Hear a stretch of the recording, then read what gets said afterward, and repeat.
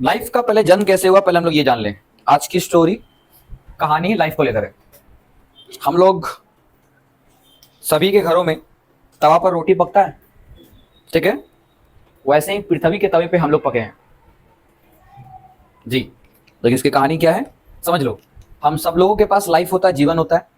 वैसे ही दुनिया में बहुत सारे ऑर्गेनिज्म हैं। क्या है, हम इसके बारे में पहले भी आप लोगों को बोले थे कि ऑर्गेनिज्म का सीधा मतलब होता है ऐसा कोई भी जीव जंतु, ऐसा कोई भी, इसको हिंदी में जीव जंतु बोलते हैं हम लोग। ऐसा कोई भी जीव जंतु जिसके पास लाइफ है, जिसके पास क्या है, लाइफ है, जो जिंदा है, वो ऑर्गेनिज्म है। चाहे वो छोटा हो, बड़ा हो, कुछ भी हो, छोटी सी चींटी, बैक्टीरिया या बड़ा सा हाथी, डायनासोर, अगर वो जिंदा है, उसके पास लाइफ है, मतलब वो ऑर्गेनिज्म कहलाएगा। क्या कहलाएगा? लाइफ का ओरिजिन होने से पहले आप स्टोरी में ये समझो कि आखिर ये दुनिया कैसे बनी है। इसका स्टोरी तो हम लोग देख लिए, जान लिए पृथ्वी बनी कैसे। लेकिन याद करो, आज से लाखों साल पहले, बहुत लाखों साल पहले के बारे में बात कर रहे हैं हम, जब अप्रॉक्स हम आपको बताएं 4.6 बिलियन ईयर्स अगो, 4 इस समय अर्थ का निर्माण हुआ था, अर्थ बना था उस समय। आज से 4.6 बिलियन ईयर्स अगो हमारे अर्थ का फॉर्मेशन हुआ था, फॉर्मेशन ऑफ अर्थ। क्या हुआ था? लेकिन इसका मतलब ये नहीं कि लाइफ भी बन गई थी, जिंदगी नहीं बनी थी, लाइफ नहीं आया था उस समय, नहीं। फॉर्मेशन ऑफ अर्थ आज से 4.6 बिलियन ईयर्स अगो हुआ था। गौर करना, ठीक है।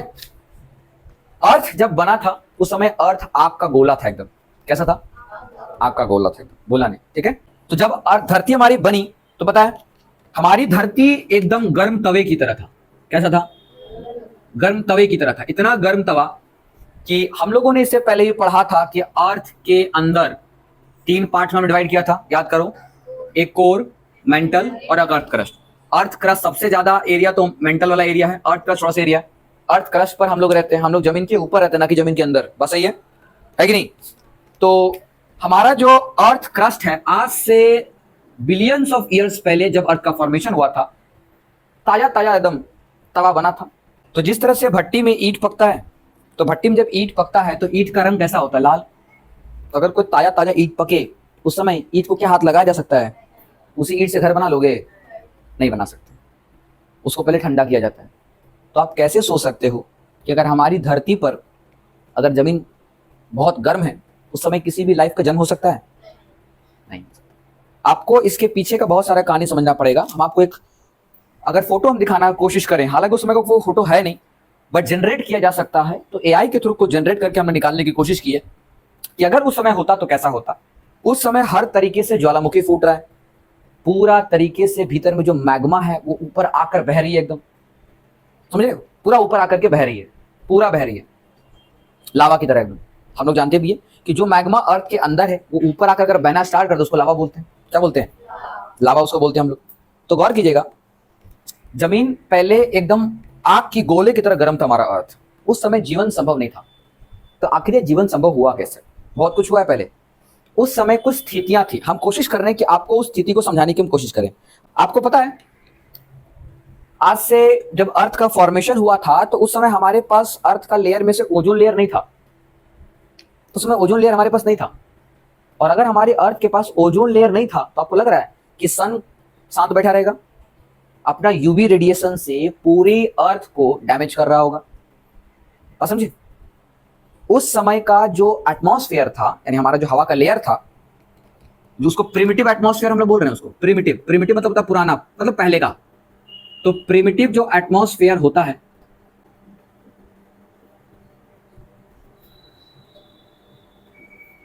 रिड्यूसिंग एटमॉस्फेयर समझो, हर चीज खुद को रिड्यूस कर रहा था।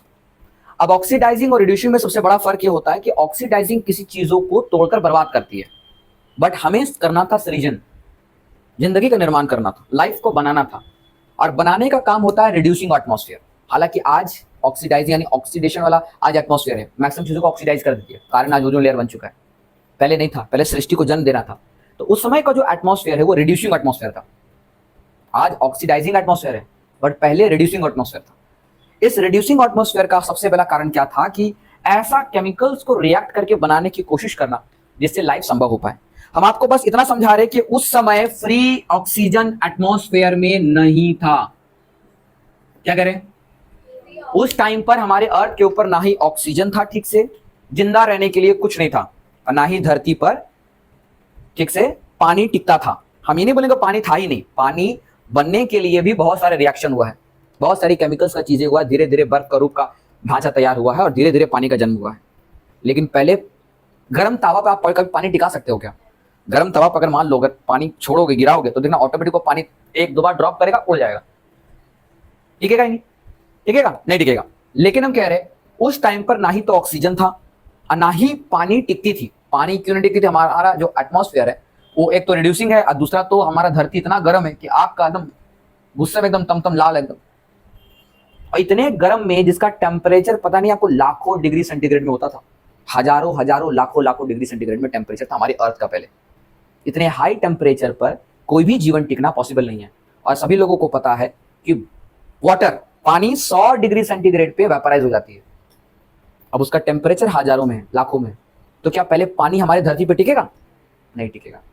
तो धरती धीरे धीरे, जैसे आपका पास अगर गर्म तवे अगर आपका स्टोव से उतरता है तो हम लोग क्या करते हैं, उसको साइड करके छोड़ देते हैं ना, और क्या करते हैं, इंतजार करते हैं ठंडा होने का। करते नहीं करते, है ना? उसी तरीके से हमारे धरती पर जब इतना गर्म इन्वायरमेंट था तो उसको ठंडा होने के लिए समय लगा। अब तवा थोड़ी है कि कुछ घंटे में ठंडा हो जाएगा। हमारी इतनी बड़ी पृथ्वी, इतना बड़ा तवा, इसको ठंडा होने में लगता है आपको कि 1-2 दिन या कुछ साल लगेगा? लाखों साल लगे इसको ठंडा होने में। और हमारा अर्थ का एटमॉस्फेयर ठंडा होने में जब लाखों साल समय लिया तो बहुत सारे परिवर्तन आए, बहुत सारे परिवर्तन आए उस समय हमारे कुछ एनवायरनमेंट में, या उस समय यानी कि उसमें रिड्यूसिंग एटमॉस्फेयर में जो जो केमिकल्स अवेलेबल था, हम उसके बारे में बता रहे। वो था CH4, जिसका नाम है मीथेन। क्या नाम है? उस समय क्या क्या गैसेस थी वो बता रहे हम आपको। तो उस समय के एटमॉस्फेयर में सबसे पहले था आपके पास में मीथेन गैस था, अमोनिया गैस था जिसको हम लोग बोलते हैं NH3। क्या कहते हैं? यानी अमोनिया।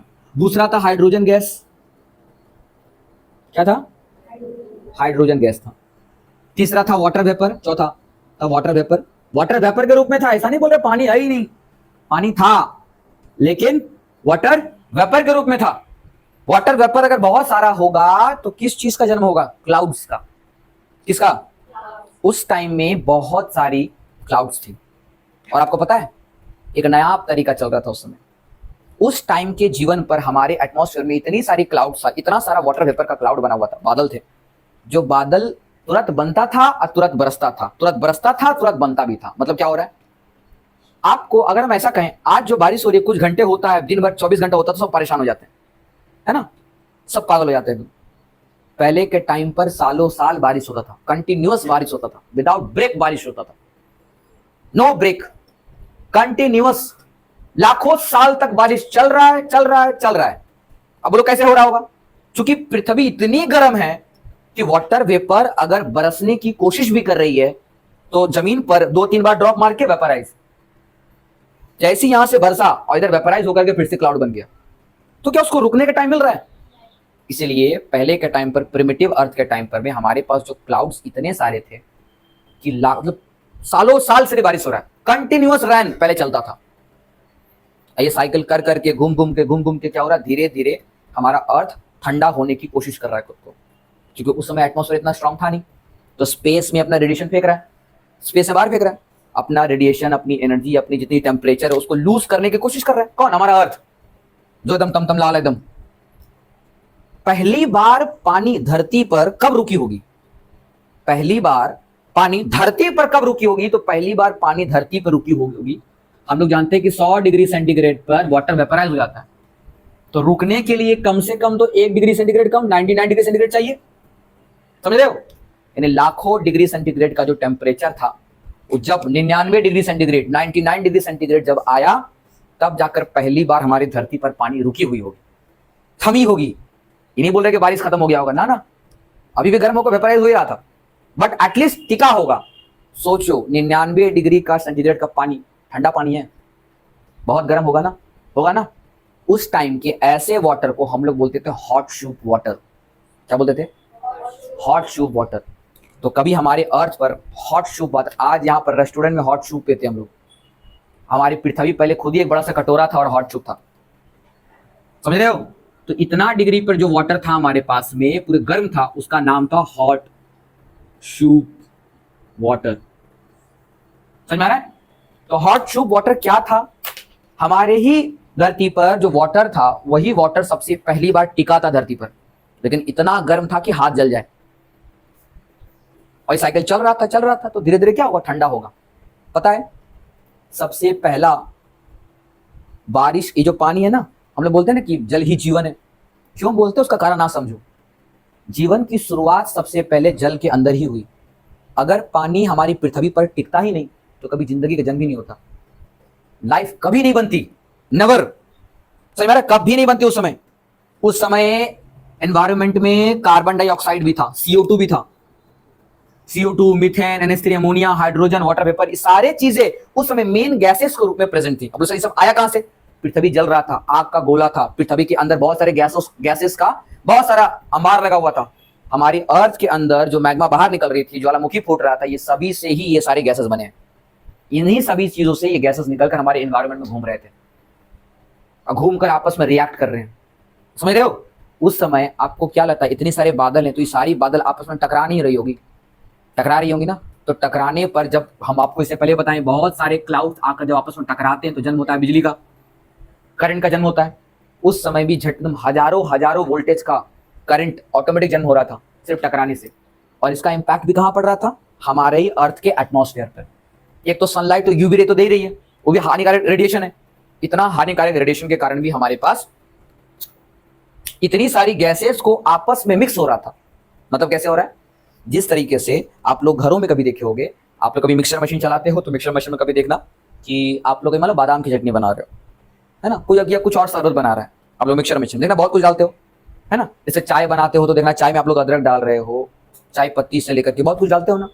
उसी तरीके से हम लोगों ने क्या किया, जब मिक्सर मशीन में, जिस तरह से आपके घरों में मिक्सर मशीन था, मिक्सर मशीन में आपने गोटा बादाम डाला, उसमें थोड़ा सा नमक डाला, थोड़ी सी मिर्ची भी डाल दी, है ना, और कुछ हुआ तो कुछ और भी एक्स्ट्रा हुआ, चना भी हो तो चना भी डाल दिया, है ना। डाल करके इतने सारे चीजों को जब घोला तो आपको बादाम की चटनी मिली। मिली कि नहीं मिली? तो क्या पहले बादाम की चटनी थी? नहीं। यानी इन सारे चीजों को घोलकर जन्म लिया बादाम की चटनी ने। उसी तरीके से पता है, अर्थ में जब इतने सारे चीज अवेलेबल था और इतना सारा लाइटनिंग अरेस्टर था, क्योंकि रिएक्शन का सबसे पहला शर्त होता है, कोई भी केमिकल रिएक्शन बोलती है we need to demand of heat and energy. यानी हर केमिकल रिएक्शन जब भी होती है, उस केमिकल रिएक्शन को फास्ट करने के लिए आपको एनर्जी का रिक्वायरमेंट होता है, आपको टेम्परेचर का रिक्वायरमेंट होता है, आपको हीट का जरूरत पड़ता है। और सन का इतना खतरनाक यूवी रेडिएशन, ऊपर से बादलों से हम लोग यहाँ बिजली मिल रहा है, तो इतना सारा रिएक्शन, इतना फास्ट हो रहा रिएक्शन कि पता नहीं कब कौन सी गैस को बैठ के घोल दे, अब पता नहीं कब क्या बन जाए। इस बात को, ये कितना सच्चा है, इस बात को प्रूफ करने के लिए एक मिलर साइंटिस्ट आए, मिलर और यूरे, दो साइंटिस्ट आए, मिलर और यूरे। इसी बात को प्रूफ पहले के टाइम पर प्रूफ करने के लिए आ रहे थे, मिलर एंड यूरे। ये दो साइंटिस्ट हैं जिन्होंने अर्थ पर किस तरीके से अर्थ का फॉर्मेशन हुआ, लाइफ का फॉर्मेशन हुआ, ये बात को पता करने के लिए एक्सपेरिमेंट लिया। यूरे और मिलर का एक्सपेरिमेंट नाम से फेमस है, मिलर यूरे का एक्सपेरिमेंट। इस एक्सपेरिमेंट में क्या किया, हूबहू इन्होंने एक लेबोरेटरी लिया और लेबोरेटरी में पहले जैसा हर चीज का इस्तेमाल किया और इस्तेमाल करके करने की कोशिश किया। अब बता रहे क्या क्या हुआ। सबसे पहले ये सब लिखिए, पहले इसको थोड़ा सा मिटाएंगे हम, क्योंकि हमको बनाना पड़ेगा, उसका स्ट्रक्चर बनाना पड़ेगा। जब तक स्ट्रक्चर बनाएंगे तो अब दिखेगा नहीं। नहीं मत पूछो, अभी पढ़ाने तो पूरा सवाल जब तक जन्म लेगा, जब तक हमारा पूरा टास्क पढ़ा नहीं देते हैं, तब तक आपके दिमाग में कंफ्यूजन तो होगा। मुझे पढ़ाने दीजिए पहले, उसके बाद हिम्मत है तो सवाल करके दिखाना। Got it? पढ़ाने दीजिए, पूरा पूरा स्टोरी सुन लीजिए पहले, आधा अधूरा स्टोरी मत सुनिए। आप पहले दिमाग में ये डाल के रखना, फर्स्ट टाइम जो लाइफ बना, लाइफ जो ओरिजिन हुआ, लाइफ ओरिजिन हुआ, ओरिजिनेट हुआ, वो किसमें हुआ? Under the water, inside the water. क्या हुआ? वाटर में हुआ। बिना पानी का जीवन बनता ही नहीं। कारण क्या है वो भी समझा रहे हैं धीरे धीरे। यूरे एंड मिलर एक्सपेरिमेंट, गौर कीजिए क्या हुआ। यूरे और मिलर ने बिल्कुल पहले वाला प्रिमिटिव एटमॉस्फेयर तैयार किया। कैसे? एक लैबोरेटरी में कुछ इक्विपमेंट्स को लेकर के हम बनाते जा रहे हैं, देखते जाना। एक तो गोला लिया, फ्लास्क इसको बोलते हैं, इसको बोलते हैं फ्लास्क, बड़ा सा फ्लास्क लिए, ठीक है, और एक छोटा सा फ्लास्क यहां भी लिए। पहले देखते जाना हम कर क्या रहे हैं, ठीक है। फ्लास्क लेने के बाद में क्या हुआ, इसका नीचे कंडेंसर लगा हुआ है, क्या लगा हुआ ये? कंडेंसर है ये।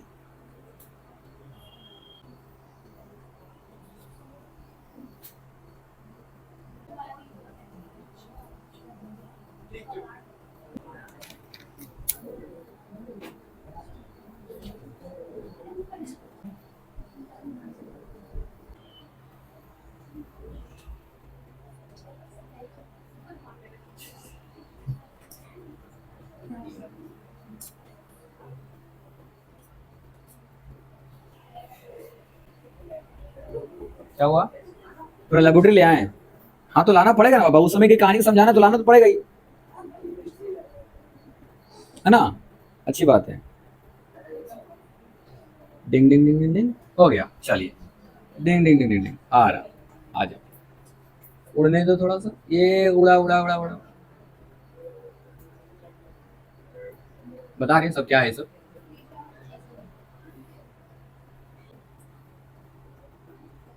ये बैटरी वाला हिस्सा है, ठीक है, ये बैटरी है, बोला नहीं, ये उसका पीछे से निकाल दिया हमने, जुड़ा हुआ ही है, बोला मत, ये जुड़ा हुआ एक्चुअली पीछे से निकाल दिया है।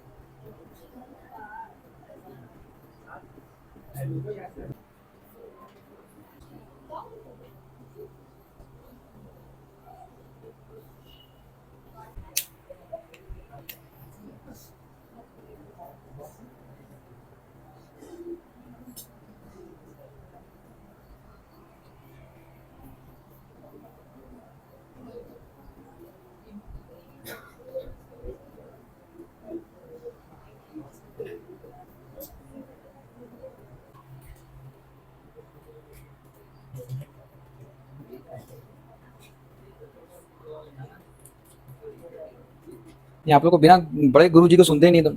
किसने इसका नाम रखा था? दुख हरण बाबा। हाँ, सबका दुख हर लेता है ये। आप लोग को तो बहुत दुख हम जान ही थे। किसी के पास सब लोग बोलते बहुत दुख है सर मेरा जिंदगी में, बहुत। बन गया आपका जन्म दुख है नहीं है ना? एकदम होगा तो बताना, ठीक है? सबका दुख हर लेता है। और किसी का दुख?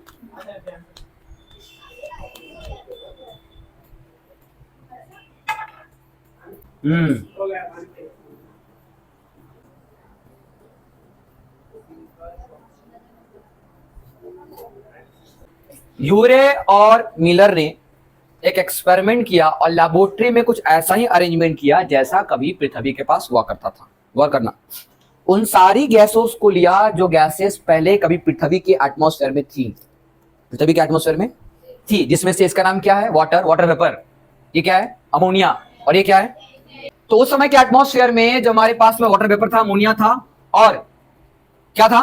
मीथेन और हाइड्रोजन गैसेस थी। जब ऐसे गैसेस हमारे उस समय के प्रिमिटिव एटमॉस्फेयर में, रिड्यूसिंग एटमॉस्फेयर में हुआ करता था, तो ऐसे एटमॉस्फेयर में हमने बताया था ना आपको, उस समय इलेक्ट्रिकल शॉक हो रहा था बादलों से, यूवी रेज जा रहा था, वोल्केनो फूट रहा था, उससे भी हीट निकल रहा था। इतनी सारी रिएक्शन होने से ये सारी गैस आपस में रिएक्ट कर रही, आपस में सालों साल रिएक्ट किए, नहीं कि 2 दिन, नहीं, सालों साल। और पता है उन्होंने ऐसा 10,000 वोल्टेज का, एक बार में 10,000 वोल्टेज का इलेक्ट्रिकल स्पार्क दिया, और इन्हें 1-2 सेकंड तक दिए नहीं, बल्कि 10,000 वोल्टेज का कंटिन्यूअस स्पार्क देते रहे। कंटिन्यूअस इतनी बिजली 10,000 वोल्टेज का देते रहे। पता है 1 सप्ताह तक कंटिन्यूअस दिए, यानी 24x7,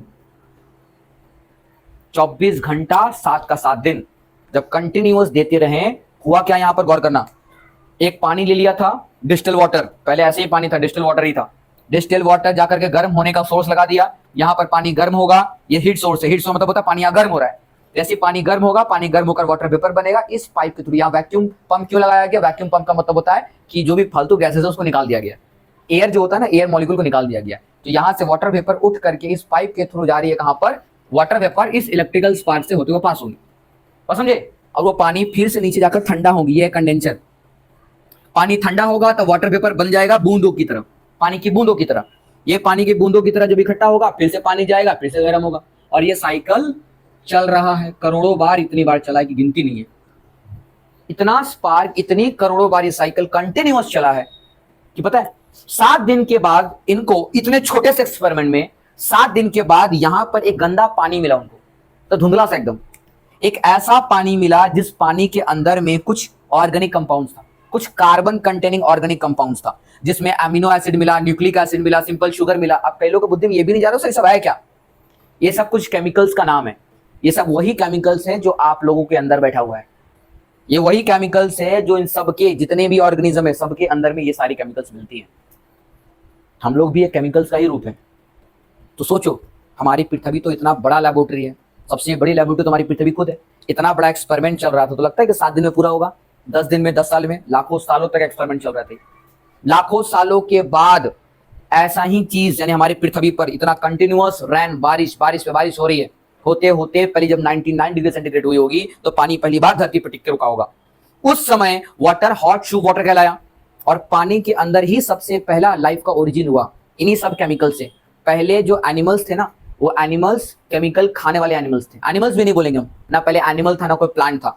सबसे पहले तो समझो कि एक ऐसा लाइफ का जन्म हुआ, आप देखकर बोलोगे नहीं कोई लाइफ है, वो रेंग रहा था। केमिकल खाने वाले कुछ थे, केमिकल्स खाने वाले कुछ थे, मुझे पता नहीं, हम इसका कुछ फर्स्ट साइन है सबका, सुना ध्यान से। इसी को वाटर में जो जन्म लिया, वाटर के अंदर में जिस लाइफ का जन्म हुआ, उस लाइफ को हम लोग बोलते हैं क्रेडल ऑफ लाइफ। क्या बोलते हैं? इसका एक सीधा सा मतलब होता है कि लाइफ आसान नहीं था, लाइफ बहुत सारे केमिकल रिएक्शन से होने के बाद हुआ। जैसे हम आपको ऐसा कह रहे, सुना ध्यान से, पहले हमारा जो पृथ्वी थी, देखो पहली जो हमारी जो पृथ्वी थी वो कुछ इस तरीके से था, ऐसे ऐसे। तो सर ये कैसे होता है? हमने कुछ नहीं किया, सिर्फ पानी निकाल दिया। हमारी पूरी पृथ्वी पूरे तरीके से गोल है ही नहीं है, तो बात पहले बताएं, कहीं पर गड्ढा, कहीं पहाड़, कहीं ऊंचा, कहीं पचका, कहीं ढचका, कुछ भी है, समझे? तो इतना सारा होने के बाद में पानी तो पहले था ही नहीं, तो पहले पृथ्वी तो ऐसी दिखेगी। जब पानी भरा तो पानी भरने के साथ में क्या हुआ, हर तरीके से खुद को सराउंड करने की कोशिश कर ली, तब जाकर हमको पृथ्वी लगभग लगभग गोल गोल दिखना स्टार्ट हुआ, अनलेस नहीं दिखना स्टार्ट होता। पानी भरा तब जाकर के हमारी पृथ्वी अर्थ कंप्लीट हुई, अंत होता नहीं। और उस समय हमने कहा था ना, ओजोन लेयर नहीं बना था, उस समय हमारे एटमॉस्फेयर में ऑक्सीजन नहीं था। तो सोच रहे हो, जीवन बनने का सबसे पहला साइन ही नहीं था ऑक्सीजन। आज बिना ऑक्सीजन का सर्वाइव नहीं कर सकते हम लोग, उस समय ऑक्सीजन था ही नहीं, लाइफ बनता कैसे? करोड़ों लाखों साल पहले की बात, उस समय पानी के अंदर जब पानी जमना स्टार्ट हुआ तो इतना बरसा पानी, इतनी बरसी कि पूरे जगहों पर सिर्फ पानी पानी मिला, पूरा समुद्र एरिया बन गया। वो याद है आपको, बताया था पेंजिया, पेंथलासा। पेंथलासा क्या था? क्या था पेंथलासा?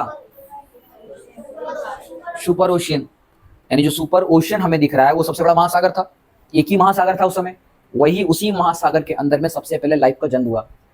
इन्हीं सारी केमिकल्स को कंबाइन करके जब यही रिएक्शन एटमॉस्फेयर में चल रहा था, और हम सभी को, अगर आपको विश्वास नहीं है कि हमारा जीवन कुछ केमिकल से बना है, तो आप अपने लाइफ को उधेन उधेन कर देख लो।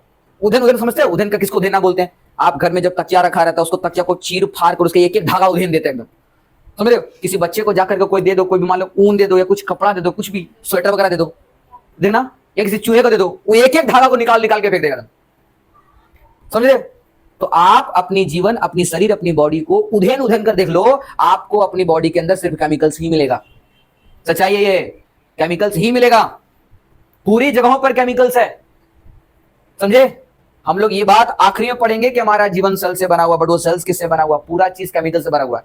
ये सारी हमारे भीतर में जो डीएनए है, वो डीएनए भी न्यूक्लिक एसिड का बना हुआ है। हम लोगों का बॉडी में जो प्रोटीन है, वो प्रोटीन भी अमीनो एसिड का बना हुआ है। हमारे बॉडी में जो खाना खा के जो हमारा जीवन चलता है, जिसको शुगर मॉलिक्यूल बोलते हैं, जो कार्बोहाइड्रेट्स हम लोग खाना चल रहा होता है, जीवन पल रहा होता है, वो भी सिंपल शुगर मॉलिक्यूल्स के रूप में भी अवेलेबल है। दुनिया का ऐसा कोई खाना नहीं जिसमें आपको सिंपल शुगर मॉलिक्यूल नहीं मिलेगा, मिलेगा ही मिलेगा। तो हमारे जीवन में है क्या? आपका अंदर जो ब्लड बह रहा है, वो भी ब्लड भी है केमिकल्स है, केमिकल्स की ही कहानी है। पूरा लगता है कि पूरी दुनिया ही केमिस्ट्री का गुलाम है, एकदम केमिकल से बनी हुई है। ऐसी केमिकल्स की दुनिया में ही हम लोग जीते हैं, और हम सब भी एक दूसरे से केमिकल से ही बने हुए। इसलिए जब बीमार पड़ते हैं ना, तो दवाइयों के रूप में ना वो केमिकल्स मिलता है आपको। वो केमिकल्स से खाकर हमारे बॉडी में उस केमिकल्स की पूर्ति होती है, तब ठीक होते हैं। वरना डॉक्टर मजाल है केमिकल्स बनाएगा, इतनी छोटी सी केमिकल्स, इतना छोटा सा टैबलेट आपके पूरे तबीयत को हरा कर देता है, ठीक हो जाते हो। सोचा कभी क्यों हो रहा है ऐसा? हाँ, अगर हमारी बॉडी उस केमिकल्स को पहचानती ही नहीं तो क्या वो टैबलेट कभी असर करता, आपको बीमारी से दूर करके ठीक करता कभी? क्योंकि वो टैबलेट जानता है ये मेरा ही भाई है, बस ऊपर से दिख रहा है बट भीतर से पूरा केमिकल्स रिएक्शन ही चल रहा है। जब इस केमिकल्स को पहचानता है तो केमिकल्स को हम लोग खा करके फिर हम लोग ठीक हो। जैसे आपके अंदर कोई विटामिन की कमी हो गया तो केमिकल्स के रूप में ही गोलियां दी जाती है। बोलते नहीं सर कुछ तो फल भी होते हैं, अरे उस फलों के अंदर में भी केमिकल्स है, सबके अंदर में ही केमिस्ट्री ऑफ केमिकल्स चल रहा है। बहुत छोटे छोटे पार्टिकल्स कण के रूप में ही केमिकल्स बैठे रहते हैं। बात समझे? आप अगर कोयला ले लोगे, कोयला को पीस दो, एक एक पार्टिकल केमिकल्स, कार्बन का पार्टिकल बनेगा, वो भी केमिकल्स है। आप आसपास कोई पेज ले लो, उस पेज को पीस कर जो पाउडर बना लो, वो भी केमिकल्स है। दुनिया में हर चीज जो आपका यहाँ जो वॉल्स में जो आपको ये क्या कहते हैं लोग, कैल्शियम कार्बोनेट जो पुट्टी लगी हुई है, इस पुट्टी भी कैल्शियम कार्बोनेट से बना हुआ है। हाँ, क्या बताएं आपको, मैक्सिमम चीज जो पहाड़ बनता है वो भी चुना पत्थर, बहुत सारी चीजों से बन रहा होता है। पूरी दुनिया, हमारी जो मिट्टी है ये भी कहीं ना कहीं केमिकल्स, इसके अंदर मिनरल्स है, केमिकल्स है। पूरी दुनिया ही बहुत सारी छोटी छोटी कण, छोटी छोटी पार्टिकल्स को मिला मिलाकर बना है। इसीलिए हम लोग जो दवाइयां खाते हैं, मेडिसिन खाते हैं, तो थोड़ा सा खाकर भी ठीक हो जाते हैं। बिकॉज हमारी मेडिसिन बाहर की केमिकल्स बॉडी के भीतर का स्ट्रक्चर को जान रही है, पहचान रही है कि भीतर का भी केमिकल्स की बॉडी बनी हुई है और हम लोग भी केमिकल्स के बने हुए हैं। रिएक्ट तुरंत हो जाता है, असर तुरंत करता है। किसी को गैस्ट्रिक का प्रॉब्लम हुआ, इनो डुबोया, घोला और खा लिया, तुरंत आपके पेट को शांति कैसे मिल जाती है? हाँ, क्योंकि वो जिस भाषा में समझता है हमारा बॉडी, उस भाषा में उसको समझाया जाता है। हमारा बॉडी उसको बोलेंगे ठीक हो जाए, नहीं होगा, उसको केमिकल की भाषा में समझाया जाता है।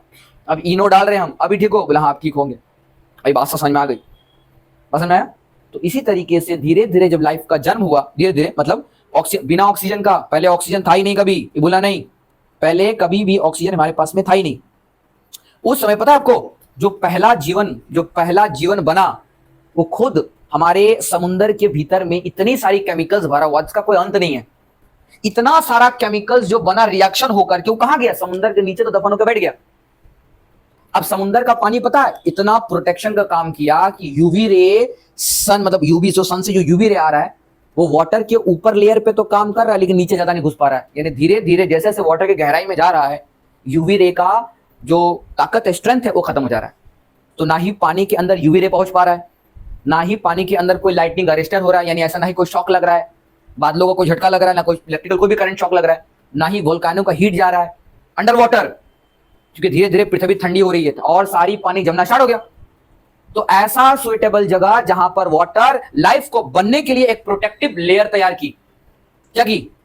जब बारिश होता है, भूकंप आता है, आप लोग क्या करते हो? ज्यादातर में घरों के अंदर छुपके बैठे थे, बारिश हो रहा था, सब घरों के अंदर तो बैठ जाते हो एकदम, क्योंकि घर आपका क्या है? एक प्रोटेक्शन लेयर है।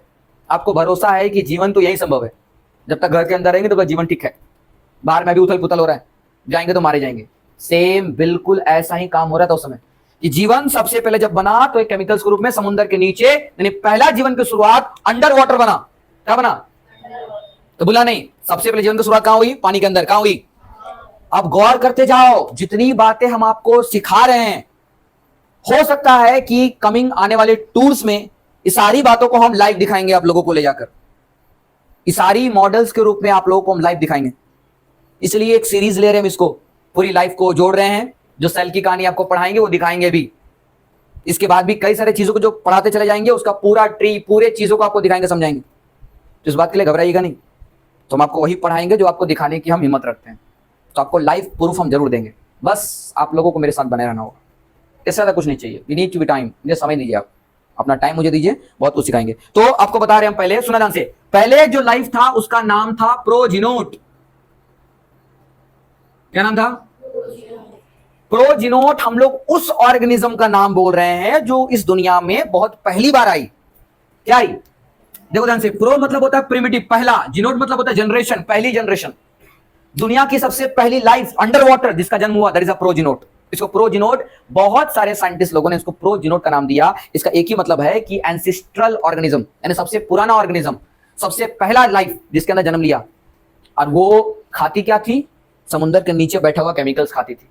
केमिकल्स खा खा के अपने नंबर को इतना बढ़ा रही है, इतना, जैसे खरगोश, अगर उसको बहुत सारा घास दे दोगे तो खा कर क्या करेगी? पूरी दुनिया को खरगोशों से भर देगी, है कि नहीं? यही कहानी भी हो रहा है। तो जो पहले प्रोजिनोट था वो लाइफ को क्या काम ने, मधु क्या काम ने, लाइफ के जो अंडर वाटर हुआ करता था, वो अंडर वाटर में प्रोजिनोट केमिकल्स खाते थे और केमिकल्स खाकर अपने नंबर को बढ़ाते थे। अपने नंबर को इतना बढ़ा दिए कि समुद्र के अंदर मैक्सिमम केमिकल्स खत्म। ये आई दिक्कत, ये दिक्कत आई सबसे पहला। पता है किसी ने हिम्मत भी की, क्या हिम्मत की पता है? कभी अगर मम्मी बोलती है ना बेटा उधर मत जाना, जाने की इच्छा और बढ़ जाती है ना। हाथ जलता है फिर समझ में आता मम्मी सही बोल रही थी, है ना। वो ब्लू रंग के स्टोव के गैस, वो गैस जलता जो ब्लू रंग का, उसको मिठाई समझते हैं, छूने जाते हैं, फिर हाथ जलता समझ में आता है। बच्चे ऐसी गलतियां करते हैं, बच्चों में ऐसी गलतियां होती है, उनको बस समझ नहीं होता क्या होता है। तो वो बस इस क्यूरियोसिटी में किचन की तरफ बढ़ जाता है कि मम्मी जरूर कुछ ना कुछ खास छुपाई है, बढ़ के छूने जाता है वो एकदम। जैसे हमारे पुराणों में भी देखना, कभी हमारे संस्कृत के पुराणों में भी देखना, एक स्टोरी बहुत अपन है, वो हनुमान की स्टोरी। बोलता मम्मी वो क्या है, फल लग रहा है मेरे को पिला पिला। तो उसको पता है ये सूर्य देव, वो जो भी हो मुझे पसंद है, वो फल खाऊंगा मैं। रोज आता है एकदम ताजा ताजा, रात को भाग जाता है। तो उसको बोले मैं खाऊंगा। मम्मी ने कभी दिल नहीं तोड़ा, बेटा खाना ठीक है। पता नहीं कहां से उसको पवन पुत्र का ताकत आ गया था, उड़ गया एकदम, हवा में उड़ते उड़ते जाकर पहुंचा, पूरा घुसा लिया एकदम मुंह के अंदर, है ना। फिर बात की बात कहानी है। यानी बच्चों का क्या होता है कि दिल थोड़ा छोटा होता है, उसको जो दिखता है वो पहले मुंह में डालने की कोशिश करेगा। बस हमारे पवन पुत्र थे भाई सब, वो बड़ा चीज देख लिया, सूरज देख लिया, सूरज जाकर मुंह में डालने की कोशिश कर लिया। तो आपको ये समझा रहे हैं हम, सुनो ध्यान से। तो जो प्रोजीनोड थे वो सबसे पहले हमारे समुद्र के अंदर जितने केमिकल्स थे तो सारी केमिकल्स को खाना स्टार्ट किए और मैक्सिमम केमिकल्स का खाना खत्म। अब आ गया दिक्कत।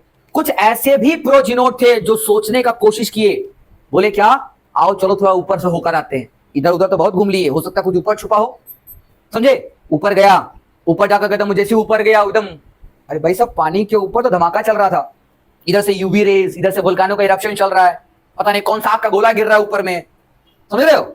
जैसे ऊपर गया एकदम किसी ने बंदूक से मारा, धां एकदम उड़ गया बेचारा। ऊपर जाते साथ प्रोजीनोड जाते साथ ब्लास्ट, ठीक है। उसका दोस्त गया था एकदम डर कैसे छुआ, अच्छा हुआ नहीं गया, बच गए।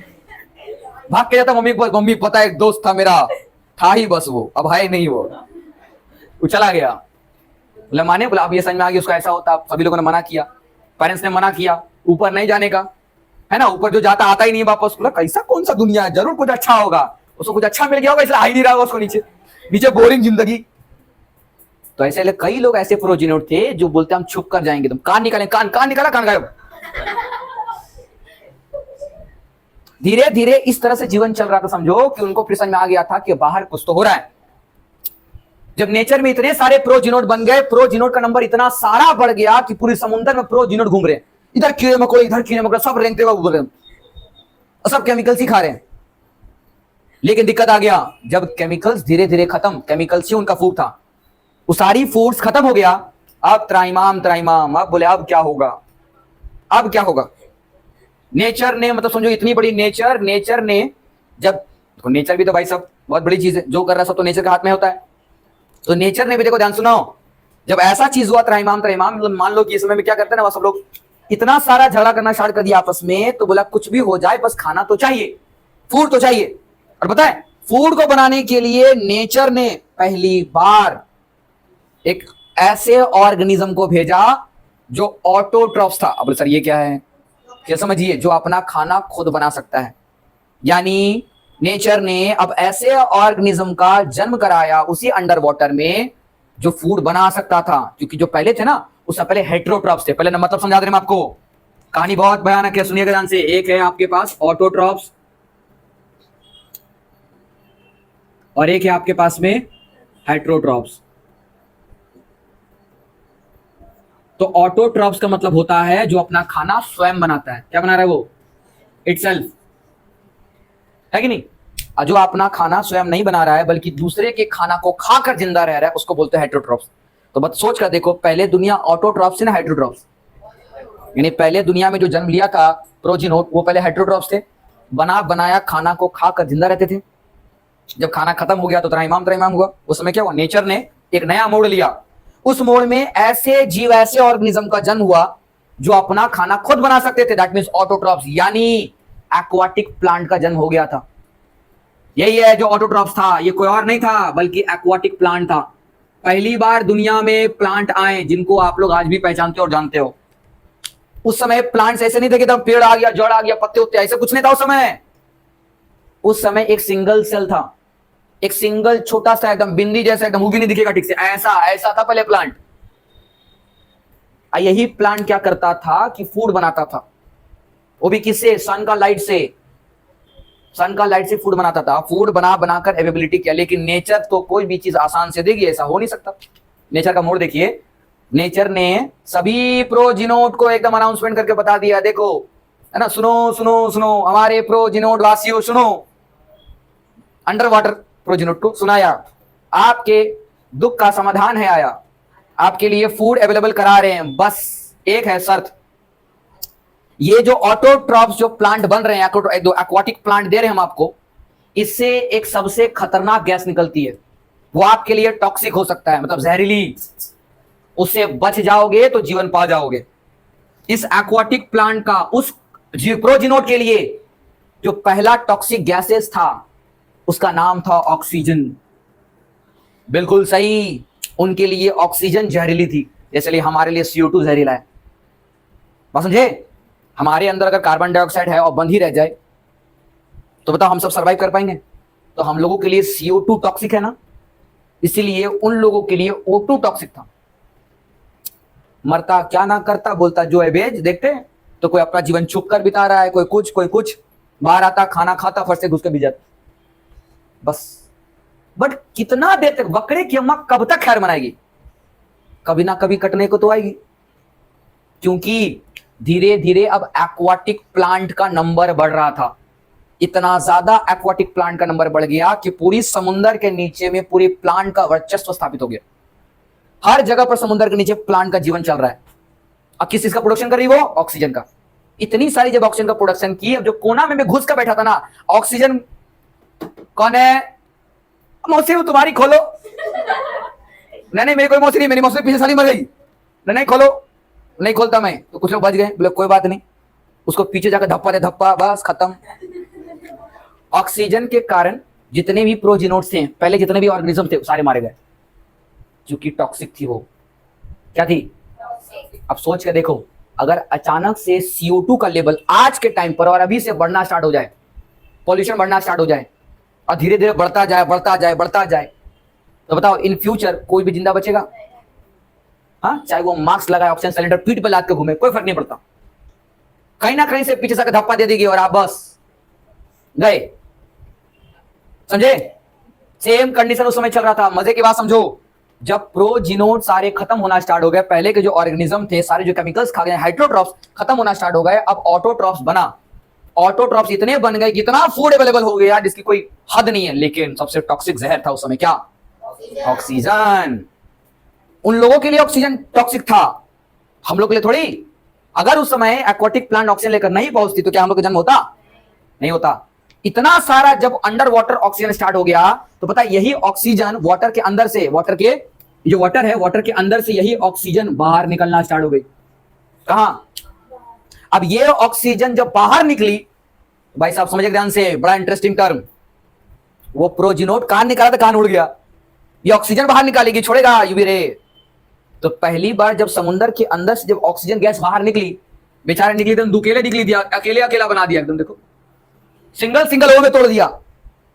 यूवी रेज एकदम, O2 था, यूवी रेज आया एकदम एकदम आया चीर दिया एकदम कट से, एकदम एक ऑक्सीजन इधर, एक ऑक्सीजन इधर।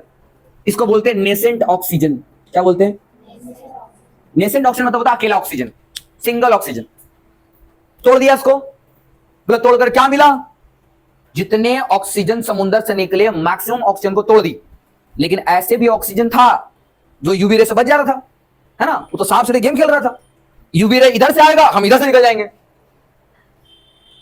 और ऐसे करते करते इतना ज्यादा अवेलेबल हो गया ऑक्सीजन। गौर करना, सुना ध्यान से, ऑक्सीजन इतना ज्यादा अवेलेबल हो गया हमारे एटमॉस्फेयर में। कहां से? अंडर वाटर, सी से बाहर निकलकर। क्या समझो जो समझा रहे हैं आपको? सुनो, तो बहुत सारे एनवायरमेंट में ऑक्सीजन भी था, सिंगल ऑक्सीजन भी था और O2 भी था। क्या था? तो एक बार की घटना है, सडन अचानक से घटना। इधर से आ रहा था ऑक्सीजन, किधर? सिंगल ऑक्सीजन, और इधर से आ रहा था O2, दोनों टकराने वाले थे। दोनों क्या थे? जिस पॉइंट पर टकराने वाले थे, इधर से यूवी रे, ऐसे ऐसे यूवी रे। ये यूवी रे भी प्लानिंग कर लिया था, बोला आज एक तीर से दुगो निशाना मारेंगे, दोनों मारेंगे तुम। क्या समझना? जैसी ऑक्सीजन, सिंगल ऑक्सीजन और O2 आमने सामने आए और जैसे टकराए और टकराने बाद यूवी रे आया, पास किया और यही मर गया, यूवी रे खत्म। जी हाँ बिल्कुल, यूवी रे भी देखा, अरे ये कैसे, इतना दिन तक तो हम मार रहे थे, अभी इतना बलवान कैसे हो गया? तो पता चला दुकेले को अकेला मिलके तिकेला बन गया लोग। देखा यहां से एक नेसेंट ऑक्सीजन और एक पूरा ऑक्सीजन गैस मिलकर बन गया था O3। इसी को तो नाम आगे चलकर ओजोन बनेंगे, यही तो आगे चलकर ओजोन बनाएगा। क्या बना? O3 gas. और यही O3 गैस जब इन्वायरमेंट में इतना ज्यादा बनना स्टार्ट हो गया, नहीं वो जो सिंगल ऑक्सीजन और डबल ऑक्सीजन दोनों बाइंड कर लिया और क्या बन गया? अब बताओ, अगर एक बार ऐसा घटना हो सकता है तो बहुत बार भी तो हो सकता है। ऐसी घटना एनवायरमेंट में इतनी सारा हुआ कि पहले जब सिंगल ऑक्सीजन था, दो ऑक्सीजन गैस था, तो इसको यूवी रे मारी, दो टुकड़ा कर दी। नहीं पता चल रहा है उसको कि ये यूवी रे को अपना ही मरने वाला सामान तैयार कर रहा है। अगर यूवी रे O2 को तोड़ता ही नहीं तो क्या ये सिंगल होता? वो अगर सिंगल होता ही नहीं तो O2 आता, O2 और सिंगल ऑक्सीजन जुड़ जाता, यूवी रे आके फिर से उसको और से जोड़ दे रहा है। मतलब यूवी रे आकर के सिंगल ऑक्सीजन डबल ऑक्सीजन को आकर के वेल्डिंग कर रहा है, एकदम बढ़िया से वेल्ड कर दे रहा है। नहीं पता उसी को मारेगा बस। अब O3 से जो टकराएगा, यूवी रे कुछ नहीं कर पा रही उसका, यूवी रे कुछ नहीं कर पा रही। अब पूरी इन्वायरमेंट में, एटमॉस्फेयर में O3 O3 O3 घूम रहा है, एक ही बोलबाला वो है O3। O3 का इतना सारा गैसेस बन गया जो जा करके, सुना ध्यान से, एटमॉस्फेयर में एकदम हमारे, मान लो ये पृथ्वी है, देखो यहां हमारी ये पृथ्वी है और पृथ्वी के चारों तरफ oxygen 3 O3 O3 O3 gas बनता चला गया। इतना O3 इकट्ठा हो गया कि जमना स्टार्ट हो गया। और O3 जब इकट्ठा होना स्टार्ट हुआ तब जाकर एक लेयर का नाम पड़ा, एक लेयर बनी। उसी लेयर को हम लोग आज भी बोलते हैं ओजोन। क्या कहते हैं? क्योंकि जब तक ओजोन लेयर नहीं था तब तक कोई भी प्लांट, कोई भी ऑर्गेनिज्म जो अंडर वाटर था वो अपना कान तक नहीं निकाल सकती थी। बेचारा एक कान से काना हो जाता, इसलिए नहीं निकाल सकती थी। तो बताओ, ओजोन का बनना सृष्टि का सबसे बड़ा देन था ना। देख रहे ओजोन कैसे बना? जब ओजोन बना तो सबसे पहले हमारे अर्थ को मिल गया प्रोटेक्शन। क्या मिल गया? प्रोटेक्टिव लेयर मिल गया। और इसी सुनो एकदम कहानी बहुत इंटरेस्टिंग, क्यों कहना? ओरिजिन ऑफ लाइफ समझो, ना किसी किताबों में मिलेगा, ना किसी यूट्यूब, ना किसी गूगल बाबा में मिलेगा। ये सब कब मिलता है समझा रहे। दूसरी बात, ये सब कुछ स्टडी करना पड़ता है। जब आप हायर लेवल स्टडी करते हो जाकर के, तब जाकर के मैक्सिमम कहानी आपको जानने मिलती है। वो भी कुछ कुछ चीजें आपको खुद ढूंढना पड़ता है, तो खुद बनाना पड़ता है, इसलिए बता रहे हैं। ठीक है? तो जब O3 जब बन गया, O3 से जब ओजोन लेयर तैयार हो गया, अब क्या? UV ray. अब यूवी रे भीतर आप आ रही थी, लेकिन वोल्कानो अभी भी फूट रहा था थोड़ा बहुत ना, ठीक है, धीरे धीरे को भी कम हो रहा था, बट वोल्कानो के आप आ रही थी तो यूवी रे रुक गया। यूवी रे रुक गया। जब यूवी रे का प्रोटेक्शन हमको मिल गया, ओजोन, इसलिए आज भी O3 ओजोन लेयर क्या करती है? यूवी रे से क्यों करती है? क्योंकि पहले भी कर रही थी, आज भी कर रही है और कल भी करेगी, जब तक हम लोग करने देंगे। O3 हम लोगों ने, नेचर ने खुद बनाया और हमारे लिए बनाया, और हम लोग O3 को नष्ट कर देंगे तो यूवी रे आएगा, फिर से क्या होगा? बस फिर से अंडरग्राउंड। आप कहिए सर तुमको तो तैरना भी नहीं आता, हम कैसे रहेंगे अंडरग्राउंड, मतलब अंडर वाटर? बस समझे? तो उस समय क्या हो गया? ओजोन लेयर तैयार हो गया। अब जो अंडर वाटर जो ऑर्गेनिजम्स है, अब वहां पर फिर से एक्वाटिक प्लांट्स और कई सारे ऑर्गेनिज्म बनना स्टार्ट हो गए, नया तरह के वैरायटी ऑर्गेनिज्म स्टार्ट हो गए। पूरा समुंदर एकदम नए क्रिएचर से भर गया। क्रिएचर समझते हो? नया एनिमल से भर गया, नए एनिमल्स, नए प्लांट, वैरायटी प्लांट्स, एनिमल, मछलियां, बहुत तरीके का, एक से एक बढ़ना स्टार्ट हो गया। लेकिन पहले एनिमल नहीं बढ़ा था, सबसे पहले प्लांट्स का वर्चस्व हासिल हुआ था। जैसे यूवी रे का प्रोटेक्शन मिला तो मिलने के बाद में क्या हुआ? वो बहुत सारी प्लांट जो अंडर वाटर थी ना, वो धीरे धीरे प्लांट्स बाहर निकलना स्टार्ट हो गए, क्योंकि पहले के प्लांट चल फिर सकते थे, हमारी तरह हाथ पैर नहीं था, लेकिन वो लोग पानी में फ्लोट करते थे, क्योंकि उनका बॉडी स्ट्रक्चर पहले कॉम्प्लेक्स था ही नहीं, सिंपल था एकदम, एक सेल जैसे थे, एक सिंगल डॉट जैसा था पहले, ऐसा बॉडी सेल था। तो क्या लगता है उसको मूव करने के लिए अलग से कोई हाथ पर चाहिए, तो फ्लोट कर सकता है, भाग सकता है। धीरे धीरे सरफेस के ऊपर आए और देखे तो कुछ नहीं हो रहा है, पहले तो होता था कुछ नहीं हो रहा है। फिर क्या हुआ? अब लोगों ने ऊपर आना स्टार्ट किया, किनारे किनारे जमीन पर स्टार्ट किया, तो पहले समुद्र के किनारे जितना जमीन थे उनको हथिया लिए, फिर ऐसे ऐसे प्लांट्स बनना स्टार्ट हो गए जो पानी से बाहर रह पा रहे, पहले तो पानी के ऊपर अंदर रहना पड़ता था। बहुत कुछ धीरे धीरे मॉडिफिकेशन हुआ, बस समझ रहे हो? जैसे सबसे पहला जो कंप्यूटर था वो कैलकुलेटर था, धीरे धीरे first generation, second generation, third generation, fourth generation, fifth generation, computer में बदलाव हुआ, लोगों ने चेंज किया। तो भाई साहब जब इंसान के पास इतनी बुद्धि है तो इतना चेंज कर सकता है, तो बताओ नेचर के पास तो कितनी बुद्धि है, वो कितना बदली होगी। उसने बहुत कुछ बदला। तो बदल करके फिर आसपास के जितने जमीन थे समुद्र के किनारे उनको पहले हथियाया और उसका क्या रेंगते रेंगते एकदम जमीन के आसपास पूरा फैलना स्टार्ट हो गया। अब पूरे जमीन पर पूरा प्लांट का वर्चस्व स्थापित हो गया। अब धीरे धीरे प्लांट से बनना स्टार्ट हुए, यानी प्लांट से फिर से वही अंडर वाटर में एक फिर से नया तरीके का एक सेल्स का जन्म हुआ जिसका नाम था प्रोटोजोअन्स। ये प्रोटोजोअन्स वही है जिसको बोलते हैं first animal on the earth. ये दुनिया का फर्स्ट एनिमल है ऑन द अर्थ। एनिमल से लइए प्रोटोजोन्स, यानी प्लांट्स के बाद धीरे धीरे एनिमल्स का जन्म हुआ और उसके बाद धीरे धीरे लाइफ इतना क्रेडल होते रहे, कितना बदलते गई कि आज हम लोग यहां तक पहुंच गए, समझे। लेकिन हम लोग जितना जल्दबाजी में हम लोग स्टोरी सुनकर समझ लिए हैं, क्या इस पूरी पृथ्वी ने इतना जल्दबाजी में सब कुछ करवट पलट गया होगा? नहीं ना, समय लगा होगा। 1 साल 2 साल, इंसानों की तरह 100 साल, लाखों साल लगे। और समझ रहे हो ना, इतने साल के बाद कहीं जाकर जीवन का जन्म हुआ। और जीवन का जन्म भी कहां से हुआ तो आपको बता रहे हैं, एक छोटे से सेल से। जी हां, अब हम आपको बताने जा रहे हैं कि जीवन का पूरा संपूर्ण जो निचोड़ था वो एक पैकेट में बंद हो गया। उसी पैकेट को हम लोगों ने सेल नाम दिया, जिसको कोशिका बोलते हैं या सेल कहते हैं। क्या कहते हैं? सेल नाम दिया हम लोगों ने।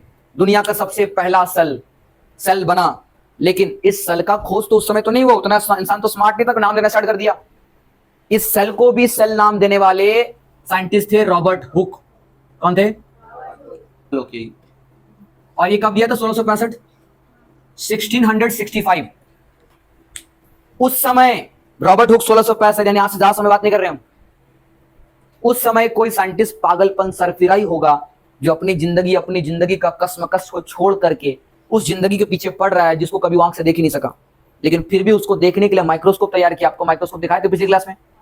कंपाउंड माइक्रोस्कोप बनाने की कोशिश कर, बना भी लिया, डबल लेंस का यूज किया और 1665 में सबसे पहला एक पेड़ का छाल लिया। एक पेड़ लिया, उसका पेड़ का छाल लिया। उस छाल को जब जूम करके देखा, लेंस में लगाकर देखा माइक्रोस्कोप में, तो उसको क्या दिखा पता है? उसको इतना सारा ऐसे ऐसे ऐसे ऐसे जाला जाला दिखा। उसको हम आपको फोटो दिखाने का भी कोशिश करते हैं। ये देखिए, ये था वो माइक्रोस्कोप जो रॉबर्ट हुक ने बनाया था 1665 ईस्वी में। और उसके बाद से इसी से देख करके क्या हुआ, इन्होंने दुनिया का सबसे पहला, ये देखिए, ये वो बुक दिखा रहे हैं आपको जिस बुक में रॉबर्ट हुक ने अपने हाथों से पब्लिश करके उसको बताया था और इस पिक्चर का जिक्र किया था। ये डायरेक्ट बुक का पेज दे रहे हैं हम, ठीक है? तो कोई फोटो नहीं है, बुक का पेज है ये, ठीक है? उसके छाल को लेकर के दिख रहा है, एकदम दिख रहा है। तो एक पेड़ के छाल को, जो डेड सेल था, रॉबर्ट हुक ने सबसे पहला डेड सेल के बारे में खोजा। और डेड सेल में जब इतना छोटा छोटा होल नाम दिख रहा है, जो होल दिख रहा है, ये होल, इसी होल को इन्होंने खाली जगह, लिटिल स्पेस, एक खाली जगह को लैटिन शब्द में सेला बोला, CELLA, सेला। और इसी सेला का मतलब लैटिन शब्द में मतलब होता है लिटिल स्पेस, छोटी सी खाली जगह। और उसी सेला से इंग्लिश में जन्म हो गया सेल वर्ड का। तो एक डेड सेल को जब देखा तो डेड सेल के ऐसे कंपार्टमेंट्स को इन्होंने बोला this is the little space, है ना? लिटिल स्पेस था ये, लिटिल स्पेस। इसी लिटिल स्पेस को सेला कहा गया। और सेला से वर्ड आया सेल। सेल मतलब होता है just box like structure, like of this compartment, दिख रहा है? पता है, इन्होंने ऐसे स्ट्रक्चर को एक और भी नाम दिया था। बोला था कि हमने मधुमक्खी का छत्ता देखा है, तो बोला हनी कॉम्स लाइक स्ट्रक्चर भी नाम दिया। क्या नाम दिया? Honey combs like structure. तो हनी कॉम मतलब मधुमक्खी के छत्ते में भी देखना आपको ऐसे ऐसे होल मिलते हैं। तो हनी कॉम लाइक स्ट्रक्चर नाम देने वाले भी रॉबर्ट हुक ही थे, जिन्होंने पहली बार एक डेड सेल के छाल से बनाने का स्टार्ट किया। कॉर्क था वो, कॉर्क। पहले एक प्लांट था जिसको कॉर्क बोलते हैं, छाल को कॉर्क कहा था उन्होंने, कॉर्क, CORK, कॉर्क। तो कॉर्क में उन्होंने देखा और उसी कॉर्क के अंदर में उन्होंने एक एम्प्टी बॉक्सेस देखा और उसी एम्प्टी बॉक्सेस का नाम क्या दिया? सेल नाम दिया। डेड सेल को देखे, जिंदा सेल को देखने वाले एंटोनी वैन लीवनहुक थे। दुनिया में पहली बार जिंदा सेल को देखने वाले एंटोनी वैन लीवनहुक थे। वो भी कब देखे थे? Antonie van Leeuwenhoek. ये आपको फोटो दिखाए थे, माइक्रोस्कोपी का किताब भी दिया गया था, माइक्रोस्कोपी डिस्कवरी बोला गया था इनको, एंटोनी वैन लीवनहुक। और एंटोनी वैन लीवनहुक को हम लोग क्या बोलते हैं? हम मतलब ये आगे चल करके लिविंग सेल्स को, सबसे पहली बार लिविंग सेल्स को देखने वाले एंटोनी वैन लीवनहुक थे। कौन थे? ये 2-3 नाम भूलना नहीं। एक तो रॉबर्ट हुक का नाम भूलने का नहीं, सेल का डिस्कवरी करने वाले रॉबर्ट हुक थे, 1665 में किया, बस समझे। और दूसरा एंटोनी वैन लीवनहुक, इन्होंने क्या किया, सबसे पहले लिविंग सेल्स को देखा। किसको देखा? लिविंग सेल्स को देखा, ये बात भूलेगा नहीं। एंटोनी वैन लीवनहुक ने कब दिया था? 1674 था। रॉबर्ट हुक ने सारी जो एक्सपेरिमेंट किया था ना, उन एक्सपेरिमेंट को रॉबर्ट हुक ने एक किताब में लिखा था। जी हाँ, रॉबर्ट हुक का एक अपना ही किताब मिला था, एक अपना किताब लिखे थे उन्होंने, जिस किताब को पब्लिश भी किया था, और उस किताब का नाम था माइक्रोग्राफिया। क्या नाम था? तो माइक्रोग्राफिया बुक किसी और का नहीं बल्कि रॉबर्ट हुक का था। इन्होंने ही अपनी सेल के बारे में जिक्र किया था। इसी का पहला पन्ना भी आपको दिखाए थे, माइक्रोग्राफिया बुक का ही मैंने आपको पहला पन्ना दिखाया था। ये देखिए, उस समय मेरे पास एक फोटो है, उस समय ओल्डेस्ट फॉसिल्स था जो जमीन पर ऐसे इस तरीके से बिखरे पड़े थे। ये ओल्डेस्ट फॉसिल्स था सबसे पहले, पहला टाइप का प्लांट, हाँ पहले टाइम का। उसको स्टोमेटोलाइट्स बोलते थे हम लोग, स्टोमेटोलाइट्स। इस दिख रहा है यहाँ पर हल्का हल्का सा, समुद्र के किनारे पूरे फैले हुए थे। जो पहली प्रोकैरियोटिक सेल्स आए थे, सब सेल की कहानी क्या हम और आगे बढ़ाएंगे कल, ठीक है। कल भूलना नहीं आप लोगों का, क्या करना है याद है, भूलना नहीं। सबसे पहले जो मतलब ऑर्गेनिज्म थे जो जिंदा थे, वो केमोहेट्रोट्रॉप्स थे। कैसा थे वो? केमोहेट्रोट्रॉप्स। क्यों हमने ऐसा कहा, नाम फिर से बदला, यहाँ देखो तो, हेट्रोट्रॉप्स इसलिए कहा क्योंकि केमिकल खाकर जिंदा रहते थे दूसरे पर, तो दूसरे की केमिकल खाकर जिंदा रहते थे। केमोहेट्रोट्रॉप्स नाम है इसका, उनका नेचर था ये। जो पहले एनिमल्स ऑर्गेनिज्म वो केमोहेट्रोट्रॉप्स का नेचर रखते थे, केमिकल खा करके, अभी दूसरा नेचर ने बनाया था, खुद नहीं बनाया था, जिसे हेट्रोट्रॉप्स बोलते हैं। केमोहेट्रोट्रॉप्स थे।